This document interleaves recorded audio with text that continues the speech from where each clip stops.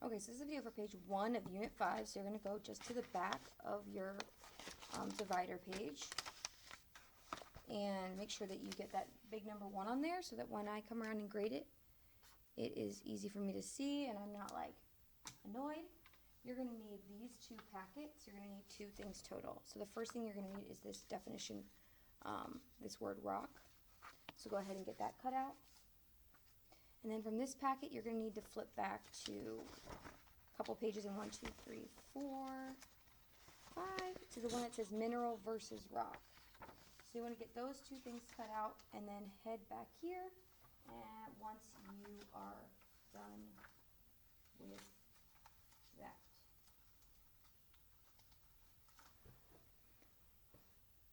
Okay, so we're going to start with our definition of rock, and you're going to also, guys, I guess you're going to need your picture sheet, which looks like this. Perfect. Okay, and we're going to start with our definition of the word rock.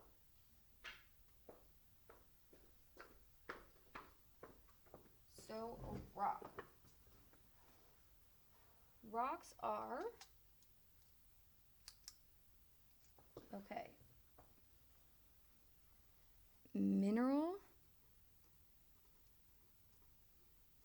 or composite. That just means like a group of composites of minerals. So a group of minerals. Remember fancy science words.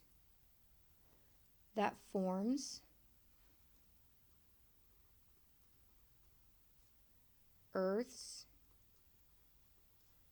crust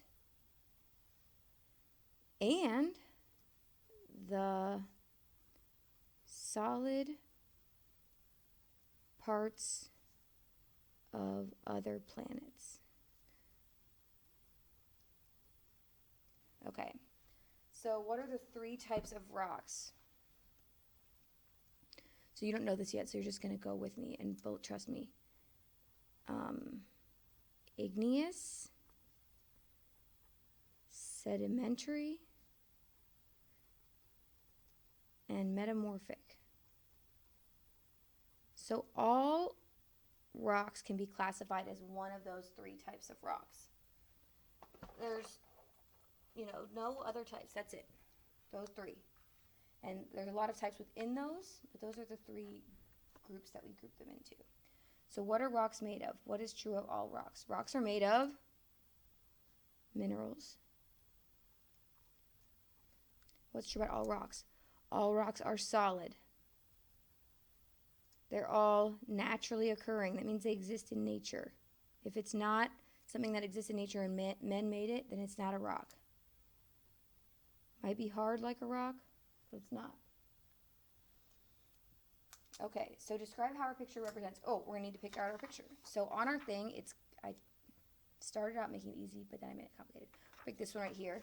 So this is a stack of rocks, and that's called a cairn. So they don't normally occur naturally. They can, but it's usually, that's sort of a man-made structure. But when you stack rocks like that, that's called a cairn. Not like the name, like, oh my gosh, that lady's such a Karen.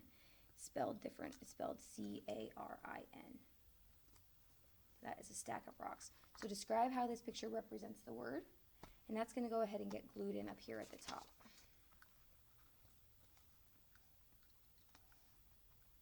So for the next thing, you're going to need a highlighter and or something to underline things with. You know me, lots of coloring. Color, color, color. I love to color. My 6th grade teacher used to sing that song. Mrs. Chase. Color, color, color. I love to color. Okay, she was really cool. She was not that cool. Okay, so mineral versus rock. So we just looked at minerals in our last unit, and now we're on to rocks. So we want to see what the difference is. So minerals and rocks are both naturally occurring. So we remember that from our minerals. They're both solid substances, and they form geologic processes. So they, like the landforms or other things that happen in geology, like Earth. Minerals and rock are found in Earth's crust, and make up the solid ground upon which animals, including humans, live. Many people mistake minerals for rocks and vice versa. So we think that a rock is a mineral and a mineral is a rock. Like, think about when I showed you a lot of the minerals that I have in my collection. A lot of people probably would just call them a rock, but they were just a mineral. So although they look and feel similar, they are actually two different substances. So different, that's very important. Okay, minerals are chemically pure substances that have definite and characteristic chemical compositions. They're classified according to a set of specific properties. Remember, we did that stuff, such as color, hardness, and luster. Minerals are inorganic and have crystals. They are important to living things. For example, minerals help with bone and teeth formation. It's like we drink calcium so that we get that stuff. Blood clotting and muscle contraction. Gold, diamond, fluorite, and aluminum are examples of minerals. We don't eat gold or diamonds, but there you go. Rocks are not chemically pure substances. That means that they are not necessarily made of one thing. They are aggregates. That means like a combination or clumped ups of or mixtures of minerals. Rocks are classified according to how they are made. So we're classified, that means like sorted, according to how they are made and the minerals found in them. So rocks are mostly inorganic, but they can be organic. For example, coal is considered to be a rock and forms from the remains of ancient organisms. So since it was formed from something that was once living, it's considered organic. Furthermore, rocks, unlike minerals, can have fossils in them. So again, that's what makes them organic instead of inorganic, once living. When sedimentary rock forms, the remains of once living things can be preserved in layers of rock. These preservations, that sounds like a word that you maybe used recently, are called fossils. Limestone, basalt, and marble are examples of minerals. No, those aren't. Those are, cross that out. Those are examples of rocks. Okay, so you're probably not going to want to glue this in yet, but this is going to go down here, and you're going to want to fold it probably at least in half. You're only going to need to save some room for your for the gluing. So when you get to this page again, you want to start your question answering probably like right about here. So question 1. So question 1 states, how are minerals and rocks similar? So how are minerals and rocks similar? So that's going to be up here from paragraph 1. So I'm going to write what paragraph that's in. Paragraph 1. So our question, we're going to start it out as minerals and rocks are similar because, and then I want you to go to paragraph 1 and write down why they're similar. Now question 2, compare the chemical composition of minerals and rocks. So that's going to kind of be from the beginning of both 2 and 3. So we could maybe start with minerals have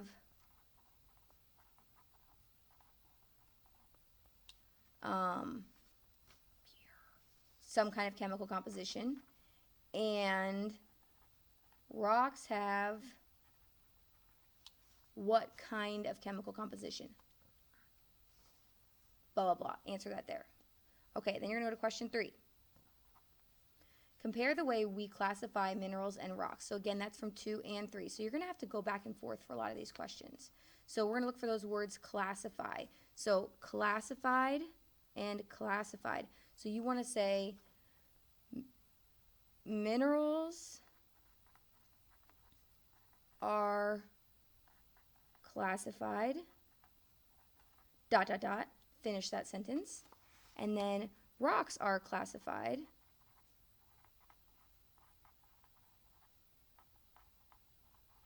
Finish that sentence. Okay. Question number 4.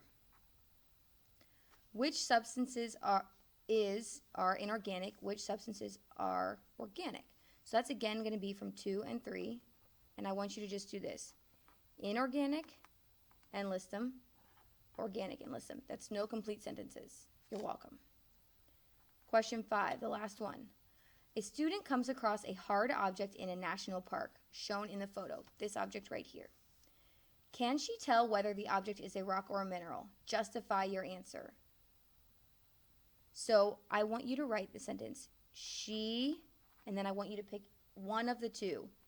Can, cannot. Do not write this whole thing. If I see a slash here and you wrote this, I know that you were not following directions. You need to pick one. She can or cannot tell whether it is a mineral. Now we got to get to that part. Justify. Because why? I need a complete sentence. Why she can tell if this is a mineral or not a mineral. So what does this look like? It looks like a seashell. What do seashells come from? Let's think about that. So then when you're done with that, you're going to get just enough of this glued in so that you can see, so that you don't cover up your questions. And then just make sure you fold it up enough that it fits on the page. And make sure you take a picture so that I can see your notes and your answers. And that is page 1.